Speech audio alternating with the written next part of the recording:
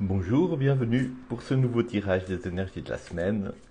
Beaucoup de plaisir de vous accueillir aujourd'hui. Hier était une journée magnifique, donc j'ai beaucoup profité pour faire du sport et toutes sortes de choses. Donc je fais ce tirage aujourd'hui au lieu du dimanche qui était le jour habituel. Et je vous invite à prendre un petit moment pour vous centrer, vous ouvrir à ce que ce tirage peut vous apporter pendant que je coupe le jeu. Et nous allons voir. Première carte, le 7 d'épée. Le 7 d'épée qui est une carte de nouveau dans le Rider-Waite qui est assez connotée. Vous voyez ce gars qui part, qui a on dirait un peu qu'il fait un sale coup. Il part avec ses épées, il en laisse deux derrière lui.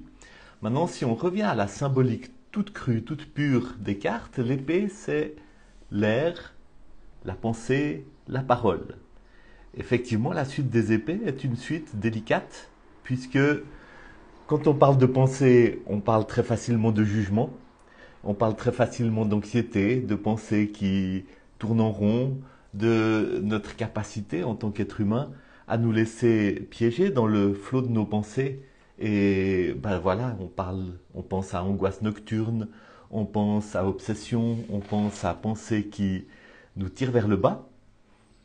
Quand on parle de parole, eh bien, on parle vite de disputes, on parle vite de mensonges, de tromperies, de paroles irréfléchies ou de paroles blessantes, et là aussi de jugements. C'est pour ça que la suite des épées est une suite délicate. Mais en même temps, le chemin des épées, c'est un chemin initiatique. Et ce chemin initiatique, et c'est tout le sens de la suite des épées, c'est de trouver finalement la liberté. C'est de trouver une saine relation avec l'élément de l'air, une saine relation avec nos pensées, une saine relation avec nos paroles. Et cette saine relation, elle passe par quoi? Elle passe par le silence, elle passe par l'immobilité, elle passe par le silence intérieur qu'on trouve dans la méditation, qu'on trouve dans le recueillement, qu'on trouve dans l'intériorité. Le silence des paroles et l'apaisement des pensées, la capacité de faire ce pas en arrière qui fait qu'on ne s'identifie plus avec les pensées, qu'on ne se laisse plus entraîner dans leur tourbillon, mais qu'on les observe, un petit peu comme on peut observer des nuages qui passent dans le ciel, et le ciel il reste, il demeure immuable, mais les nuages passent, il y a un nuage, il y a deux nuages, peut-être à un moment donné le ciel est tout couvert, il y a même un orage, et puis ensuite le ciel revient, mais il y a cette capacité d'observer les pensées sans se fondre, sans s'identifier avec. Ça, c'est pour l'élément de l'air, les épées. Et puis le 7. Le 7 est un chiffre de mise en déséquilibre, comme tous les chiffres impairs. Et c'est un chiffre particulier puisqu'il intervient après le 6. Le 6 est un chiffre qui parle d'avoir trouvé un équilibre après beaucoup d'épreuves, après déjà un chemin qui a, qui a représenté beaucoup de travail, d'affronter des difficultés, d'affronter des épreuves dans le domaine des épées, et d'avoir effectivement été confronté à la souffrance, à l'angoisse, au jugement, aux paroles péremptoires, et puis d'avoir trouvé déjà un équilibre guérissant dans ce chemin. Et le 7 vient mettre en déséquilibre l'équilibre du 6 pour inviter à passer à un équilibre encore plus profond, encore plus complexe. Et de ce fait-là, le 7 indique souvent une mise à l'épreuve, une difficulté, parce que c'est souvent les difficultés qui nous mettent à l'épreuve. Et dans la tradition du tarot, le 5 indique souvent une mise à l'épreuve qui vient de l'extérieur, et puis le 7 indique une mise à l'épreuve qui est plutôt interne. Donc, le 7 d'épée peut parler de tromperie, peut parler de malveillance autour de soi. Je vais vous lire ce que j'ai dans mes petites notes aussi. Il peut parler aussi de codépendance. Il peut parler de vouloir aider l'autre, mais d'une manière qui n'est pas adéquate, d'une manière qui ne respecte pas l'autre, d'une manière qui ne prend pas en compte la capacité de l'autre à s'occuper de sa vie en considérant finalement l'autre comme incapable ou irresponsable. Il peut y avoir un peu ça dans ce côté un petit peu de faire à l'insu d'eux. Le 7 d'épée vous invite en fait à vous méfier de tout ce qui va vous entraîner du côté de la dissimulation ou de tout ce qui pourrait être de l'ordre de la dissimulation autour de vous. Le 7 d'épée vous invite à vous occuper de vous-même, à ne pas porter de fardeau qui n'est pas le vôtre, à ne pas aussi vous laisser piéger par votre critique intérieure qui vient vous accuser, mais à trouver en vous un espace paisible qui vous permet d'être assez vigilant, assez prudent.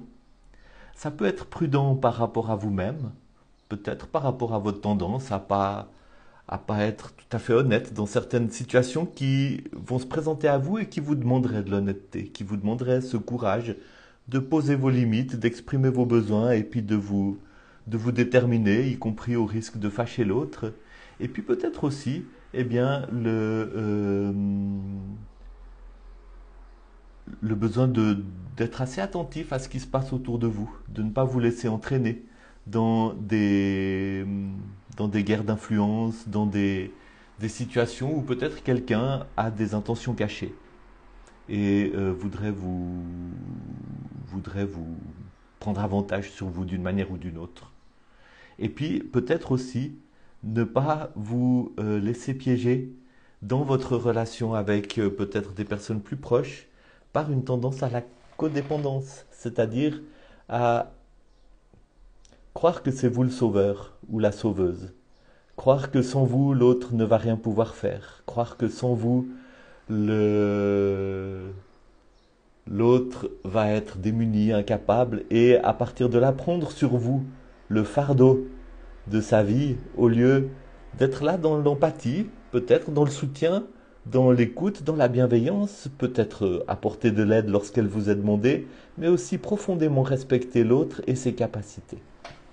Voilà ce qu'on peut tirer de ce 7 d'épée. Et encore une fois, vous voyez, le Rider-Waite donne une interprétation extrêmement limitée, tandis que quand on prend la porte d'entrée de la symbolique du 7 et de la symbolique des épées, on a quelque chose qui est un peu plus large, qui est un peu plus ouvert et que je préfère. D'ailleurs, je pense que je vais encore continuer avec le Rider-Waite un certain temps parce que c'est très intéressant de voir ces partis pris qu'il a choisis, qui ont tout à fait leur intérêt, hein, qui aident aussi au niveau mnémotechnique, mais je me rends compte que je reviens toujours au tarot de Marseille et à cette symbolique qui donne plus de place pour l'interprétation et pour l'intuition. Voyons la carte sous-jacente. C'est drôle, c'est de nouveau un 7. C'est de nouveau un 7, donc il y a vraiment une dimension de mise à l'épreuve liée à ce qui se passe à l'intérieur.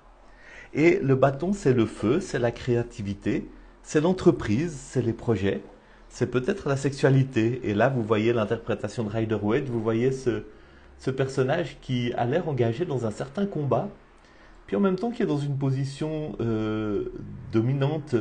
Donc, on le sent plutôt dans l'énergie de colère et de capacité de faire face. Voyons ce que dit mon petit carnet. C'est drôle, c'est des cartes que j'ai rarement tirées.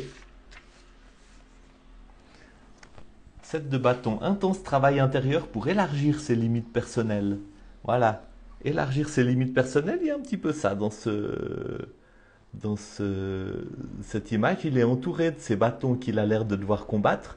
Il n'y a pas non plus d'ennemis qui soient visibles. Et il est un peu enfermé à l'intérieur de ces 6 bâtons qui combat avec le 7e. Continuez à repousser les doutes sur soi. Ces doutes qui se sont souvent mis en travers de votre chemin. Phase de réévaluation, phase de revoir vos projets et de les réévaluer. Et c'est quelque chose de très important pour la suite. C'est le moment de vous reconnecter à votre confiance et à votre vision. Et en mettant ces deux cartes ensemble, je trouve intéressant parce que le 7 Le bâton parle d'un projet qui vous tient à cœur, dans lequel vous mettez de la créativité, dans lequel vous exprimez vos, votre potentiel. Le chemin du bâton, le chemin initiatique du bâton, c'est de mettre son énergie, d'apprendre au fur et à mesure des expériences de vie, des épreuves de vie, des réussites et des échecs, d'apprendre à mettre votre énergie au service de ce que les chrétiens appellent votre vocation, ce que les hindous appellent votre dharma, au service de l'expression de qui vous êtes profondément, de ce qui est profondément au fond de vous. Et le 7 de bâton parle peut-être de repousser les doutes sur soi, de retrouver le contact avec sa confiance et avec sa vision intérieure. Et puis le 7 d'épée vous dit d'être extrêmement attentif dans cela à la vérité, à la lucidité, et à prendre sur vous ce qui est à vous et laisser aux autres ce qui leur appartient. Et voyons où tout cela nous mène avec la carte qui est sous le paquet et qui est le 4 d'épée.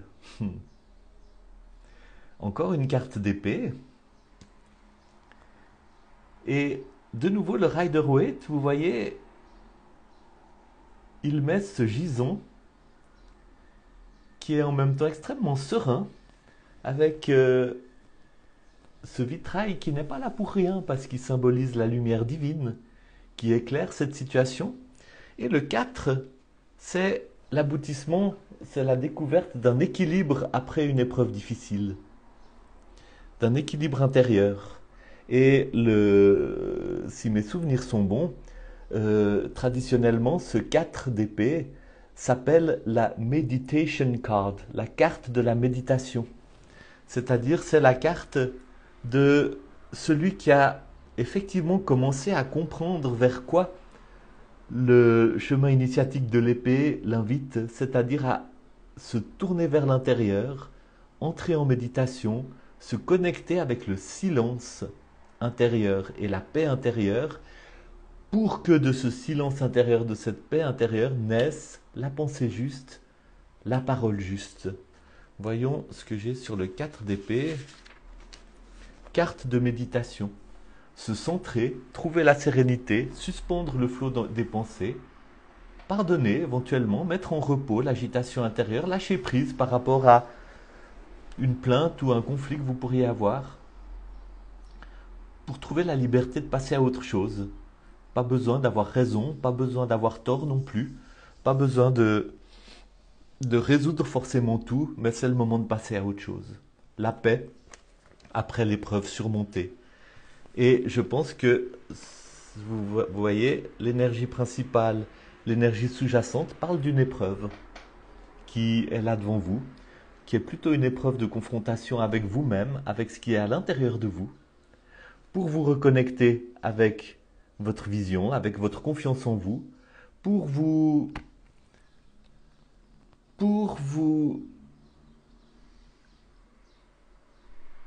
inscrire résolument dans une démarche où vous êtes responsable de vous-même et où vous laissez les autres être responsables d'eux-mêmes. Ça, c'est le 7 d'épée. Et le résultat, c'est d'arriver dans un état de paix intérieure. Après avoir surmonté cette épreuve, où vous saurez beaucoup mieux qu'est-ce que c'est le silence, la paix, et quelle est la pensée juste et la parole juste qui naissent de ce silence et de cette paix, et où vous aurez vraiment franchi une étape importante dans le chemin initiatique du bâton et de l'épée, à savoir de trouver la liberté par rapport au flot de vos pensées, par rapport aux angoisses, par rapport à tout ce qui vous tourmente, de trouver la capacité d'une parole qui soit apaisée et apaisante, et puis d'avoir une conscience plus grande de votre dharma, de qui vous êtes, de ce qu'il y a au plus profond de vous et que vous avez envie d'exprimer dans le monde, de mettre en œuvre dans vos actions, dans vos projets, dans les domaines où vous investissez votre feu. Voilà, j'espère beaucoup que ce tirage vous aura été utile. vous accompagnera, vous aidera dans votre semaine qui vient, que ça représente un message que vous ayez besoin d'entendre. Et je vous fais tous mes vœux, je vous souhaite tout le meilleur et je vous dis à bientôt. Je profite aussi de vous dire que pas ce mardi, pas demain, mais le mardi d'après, ce sera la dernière séance de méditation du mardi. Donc n'hésitez pas si vous êtes intéressé à participer à ce cours de méditation du mardi. C'est la dernière séance avant la pause estivale et ce sera un beau moment pour aussi expérimenter cette ouverture au calme, à la paix intérieure, au silence intérieur dont ces cartes nous parlent. Et je suis frappé aussi de voir combien souvent il y a des rapports entre les messages du tarot et l'invitation à se tourner vers le repos intérieur et vers la méditation. Tout le meilleur pour chacune et chacun de vous et à bientôt.